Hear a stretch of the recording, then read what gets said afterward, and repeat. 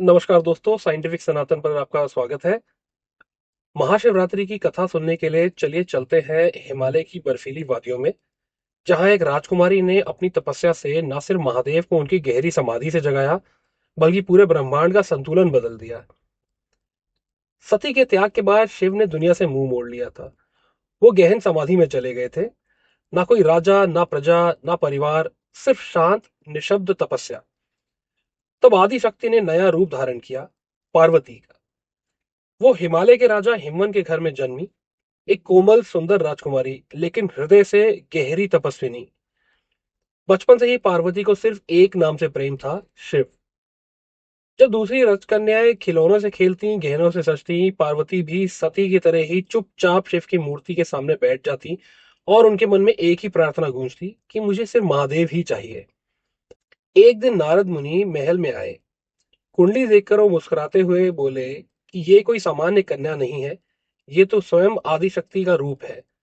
इनका विवाह सिर्फ शिव से ही हो सकता है, परंतु राह कठिन होगी। इनको कठोर तपस्या करनी होगी।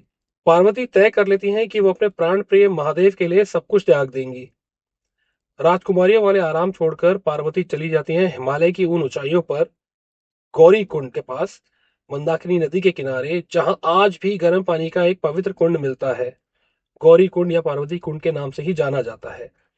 यहीं से उनकी असली तपस्या शुरू होती है। एक नरम वस्त्र, नंगे पैर, बर्फ, आंधी, बारिश, तेज धूप, लेकिन उनके होठों पे सिर्फ एक ही जाप था, ओम नमः शिवाय, ओम नमः शिवाय। समय बीतता गया, पार्वती अपनी तपस्या को और कठिन बनाती गई। जैसे सती ने किया था, वैसे ही पहले सिर्फ फलाहार, फिर जलाहार और आखिर में सिर्फ हवा का आहार। शरीर कमजोर पड़ा, लेकिन संकल्प पहाड़ से भी मजबूत। सभी देवता चिंतित थे कि जब तक शिव पार्वती का विवाह नहीं होगा और उनका पुत्र जन्म नहीं लेगा, तब तक ताड़कासुर का वध संभव नहीं है। नारद कहते हैं कि पार्वती की तपस्या अपने शिखर पर पहुंच चुकी है, लेकिन अब शिव का ध्यान तोड़ना पड़ेगा। यहाँ पे प्रवेश होता है प्रेम के देवता कामदेव का। हिमालय की उस ऊंचाई पर, जहां मौन, बर्फ और शून्य का राज है, शिव गहन ध्यान में बैठे हैं। थोड़ी दूर गौरी कुंड के पास पार्वती अपने मन को शिव की चेतना से जोड़कर बैठी हैं। कामदेव अपना पुष्प बाण चलाते हैं।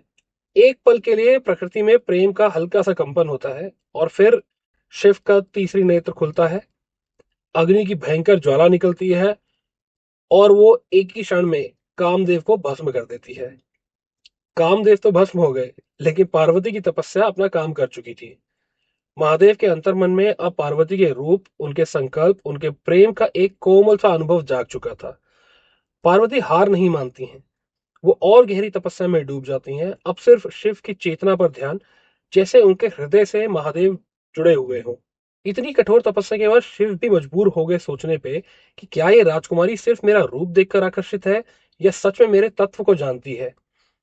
इस प्रश्न का उत्तर जानने के लिए वो एक बूढ़े ब्राह्मण का रूप धारण करके पार्वती जी के सामने आते हैं और उनसे पूछते हैं कि तुम इतनी सुंदर हो, एक राजकुमारी हो, क्यों एक ऐसे योगी से विवाह करना चाहती हो जो शमशान में रहता है, भस्म लगाता है, जिसके पास ना महल है, ना सोना चांदी। तुम किसी राजकुमार से क्यों नहीं शादी कर लेती। पार्वती जी शांत और मुस्कुरा कर जवाब देती हैं, जो लोग सिर्फ बाहरी रूप देखते हैं, उन्हें शिव अजीब लग सकते हैं। मेरे लिए शिव सत्य है, अनंत है, इस पूरे ब्रह्मांड की चेतना का रूप है। मैं उन्हीं को पति के रूप में चाहती हूँ, चाहे वो भस्म लगाए, चाहे बादल उड़े। इतना सुनकर वृद्ध का रूप धीरे धीरे गायब होने लगा, और सामने खुद महादेव अपने दिव्य स्वरूप में प्रकट हो गए। उनकी दृष्टि में यह पार्वती के लिए गहरा आदर, प्रेम और स्वीकृति थी। कहानी पहुंचती है मंदाकिनी के किनारे बसे एक पवित्र स्थल पर, जिसका नाम है गुप्त काशी। ये वही जगह है जहां पे लोक कथाओं के अनुसार शिवजी ने पार्वती जी को विवाह का प्रस्ताव दिया था। यहाँ महादेव पार्वती से पूछते हैं, तुमने तपस्या से मुझे जीता है, पर क्या तुम सच में एक वैरागी योगी के साथ जीवन भर चलने के लिए तैयार हो। और इस पे उत्तर स्वरूप पार्वती जी ने बिना झिझक के और मुस्कुराते हुए कहा, हाँ। ये जगह आज गुप्त काशी के नाम से जानी जाती है। कहा जाता है कि महाभारत के बाद पांडवों ने शिवजी को ढूंढने के लिए गुप्त काशी में ही सबसे पहले धावा बोला था। लेकिन शिव पार्वती की प्रेम कथा के इस रूप में यही वो पल है जहां एक तपस्विनी को अपने इष्ट देवता से जीवन भर का साथ मिलता है। अब तैयारी शुरू होती है विवाह की।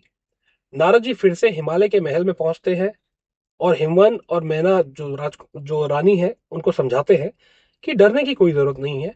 शिव जी भले ही भस्म लगाते हो, शमशान में रहते हो, लेकिन वो महादेव हैं जो आपकी पुत्री का असली कल्याण करेंगे। इस दिव्य विवाह के लिए स्वयं भगवान विष्णु पार्वती के भाई के रूप लेकर आगे आएंगे ताकि कन्यादान उनके ही हाथों हो।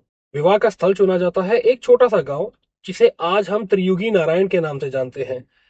यहाँ का प्राचीन मंदिर विष्णु जी को समर्पित है, लेकिन परंपरा के अनुसार यहाँ शिव और पार्वती का विवाह स्थल है। मंदिर के आंगन में एक अग्निकुंड है जहां एक अखंड धुनी लगातार जलती हुई पवित्र अग्नि 3 युगों से जल रही है। नाम ही अपनी कहानी खुद कहता है। त्रि यानी 3, युग यानी युग, और नारायण यानी विष्णु।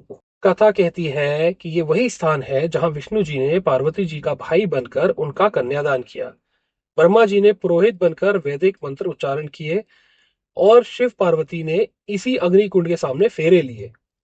आज भी लोग त्रियुगी नारायण में आकर इस अखंड अग्नि में लकड़ी, घी और अपनी भक्ति चढ़ाते हैं। इस अग्नि की राख को लोग अपने घर ले जाते हैं और नए जोड़े यहाँ आकर आशीर्वाद लेते हैं ताकि उनका विवाह भी 3 युग तक चले हुए इस प्रेम की तरह स्थिर और पवित्र रहे।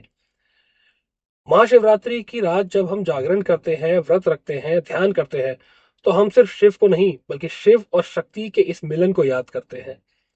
गौरी कुंड की तपस्या, कामदेव का भस्म होना, गुप्त काशी का प्रस्ताव, विष्णु जी का कन्यादान और त्रियुगी नारायण की अखंड धुनी, ये सब मिलकर महाशिवरात्रि को सिर्फ एक तिथि नहीं बल्कि शिव शक्ति के मिलन की रात बना देते हैं।